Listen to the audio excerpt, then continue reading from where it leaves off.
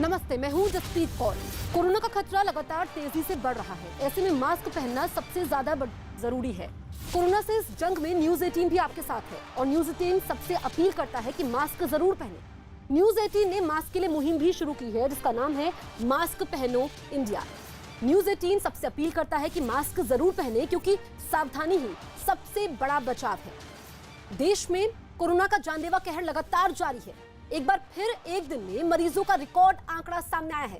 बीते 24 घंटे में कोरोना के 3,46,786 नए मरीज सामने आए हैं, जिसके बाद ये लगातार तीसरा दिन है जब मरीजों का 3 लाख के पार आंकड़ा ये पहुंच चुका है। वहीं एक दिन में 2,624 लोगों की मौत हो गई है, जो एक दिन में मौत का अब तक का सबसे बड़ा आंकड़ा है।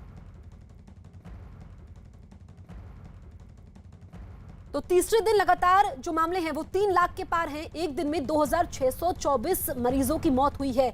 तो कोरोना का जानलेवा कहर जारी है। लगातार तीसरे दिन ये जो आंकड़े हैं वो 3 लाख को पार कर चुके हैं और रिकॉर्ड मौतें भी हुई हैं। 7 दिनों में लगातार जो मामले हैं वो हम आपको बता रहे हैं किस तरीके से मामलों में बढ़ोतरी हो रही है।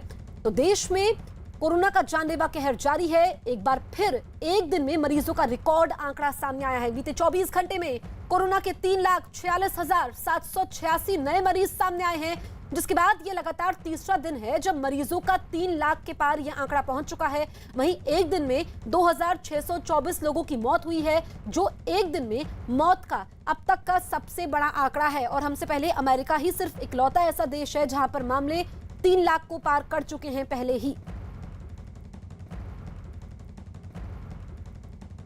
दिल्ली पुलिस ने सागरपुर इलाके में मौजूद एक गोदाम पर छापा मारकर 48 ऑक्सीजन सिलेंडर जब्त किए, जिनमें 32 सिलेंडर 67 लीटर की क्षमता वाले हैं, जबकि 16 सिलेंडर 10 लीटर की क्षमता वाले हैं। गोदाम एक मकान के ग्राउंड फ्लोर पर बना हुआ था। इस मामले में पुलिस ने ऑक्सीजन सिलेंडर की कालाबाजारी करने के आरोप में एक आदमी को भी गिरफ्तार कर लिया। आरोपी की पहचान अनिल कुमार के तौर पर हुई है। जांच करने पर यह बात भी सामने आई कि आरोपी अनिल बिना लाइसेंस के ही गैस की सप्लाई करने का काम करता था, लेकिन जब कोरोना फैलने की वजह से ऑक्सीजन की डिमांड बढ़ी तो उसने सिलेंडर को जमा कर लिया और लोगों को ज्यादा कीमत पर बेचने लगा।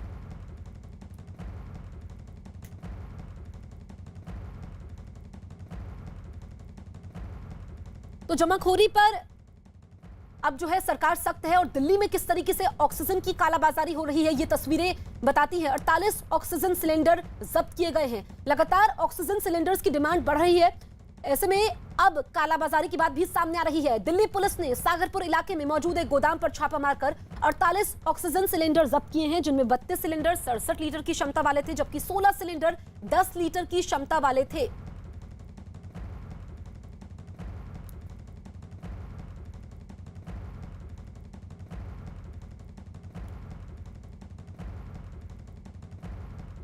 हमारे तमाम सहयोगी हमारे साथ लाइव मौजूद है। संदीप बोल दिल्ली से, आशीष सिंह मुंबई से, मनोज शर्मा भोपाल से। सबसे पहले संदीप के पास चलते हैं। संदीप, लगातार ऑक्सीजन सिलेंडर की कालाबाजारी सामने आ रही है और ऑक्सीजन की किल्लत की भी खबरें हैं। ऐसे में सरकार क्या कदम उठा रही है इस कमी को दूर करने के लिए? जसप्रीत, सरकार ने साफ दिशा निर्देश दे दिए हैं कि किसी भी तरीके की कालाबाजारी को होने ना दिया जाए और उसी को देखते हुए देश के सभी राज्यों में लगातार सख्ती बढ़ती जा रही है। जितने भी ऐसे जो एजेंसी मालिक हैं जो कि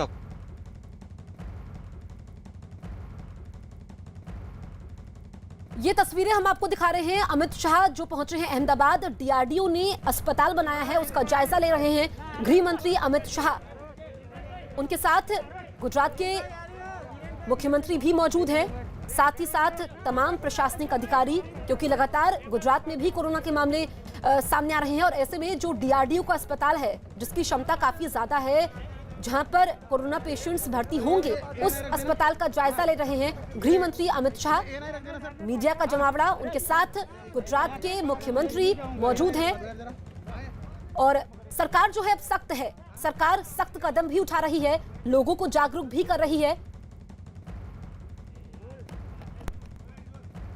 तो अब मीडिया से मुखातिब होंगे अमित शाह से कुछ देर में।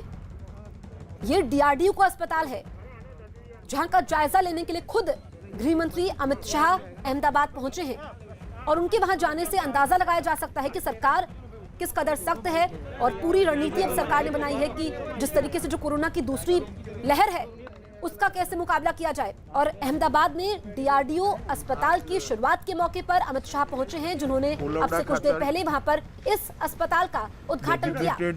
कोविड હોસ્પિટલ જેમાં લગભગ 200થી વધુ દર્દીઓ કોવિડના સારવાર લઈ શકે એવી વ્યવસ્થા જે ગુજરાત સરકારે ઇનિશિયેટિવ લઈ ઊભી કરી છે, એમાં અત્યારે 66 દર્દીઓ સારવાર લઈ રહ્યા છે।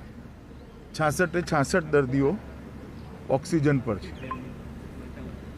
દેશભરમાં ઓક્સિજન પહોંચાડવા માટે પ્રધાનમંત્રીજીના નેતૃત્વમાં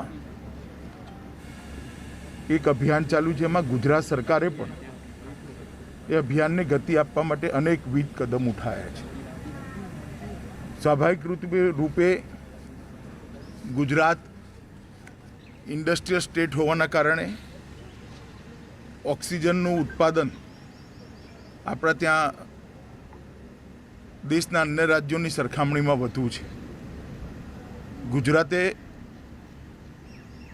પોતાની જરૂરિયાત બાદ કરતાં વધારાનો જે ઓક્સિજન હોય દેશભરના અનેક રાજ્યોમાં મોકલાવવાનો પ્રયાસ કરી એક સુંદર ઉદાહરણ પણ પૂરું પાડ્યું છે। પરંતુ આજે કુલવડાની આ હોસ્પિટલની અંદર એક નવા ઓક્સિજન પ્લાન્ટનું પણ ઉદ્ઘાટન થયું છે। तो अमित शाह को आप सुन रहे थे, उन्होंने कहा कि पीएम मोदी की अगुवाई में ये जो अस्पताल है यहाँ पर वो उद्घाटन करने पहुंचे हैं और इस अस्पताल में काफी ज्यादा क्षमता है जिसका फायदा मरीजों को होगा। अब से कुछ देर पहले अमित शाह ने 900 बेड वाले इस अस्पताल का उद्घाटन किया है और ये अस्पताल अब शुरू हो चुका है और ऑक्सीजन पहुंचाने की जो मुहिम है वो जारी रहेगी, ये कहा गृह मंत्री अमित शाह ने।